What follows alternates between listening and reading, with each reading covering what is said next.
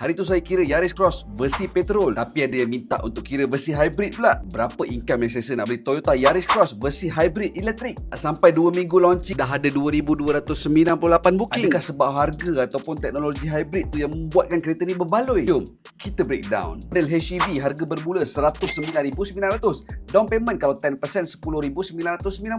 Road tax 120.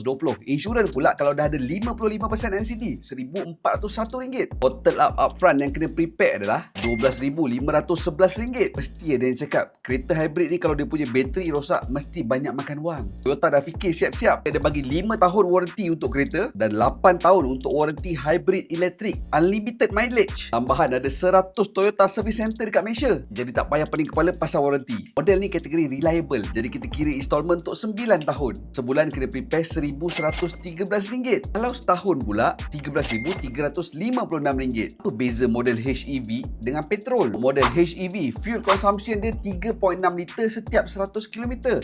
Untuk petrol pula 4.7 liter untuk 100 km. Sistem HEV Toyota ni bukan saja lebih jimat, tapi pemanduan lebih senyap, smooth dan sedap untuk daily use. Boot space agak besar 465 liter.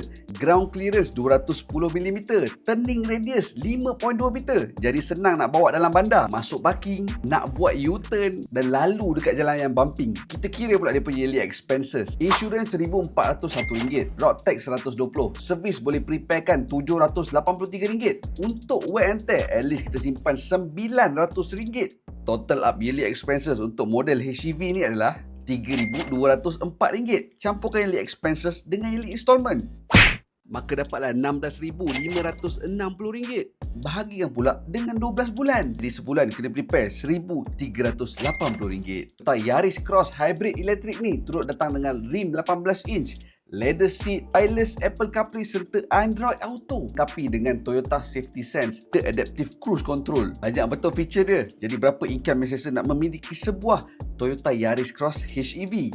Let's say nak gunakan 30% saja daripada income. Sebulan income kena ada RM4,600. Kalau nak gunakan 20% saja daripada income, sebulan income kena ada RM6,900. Tapi kejap, ada berita baik untuk korang. Pembelian sepanjang Julai ni, Toyota bagi pilih ganjaran ikut poket kita.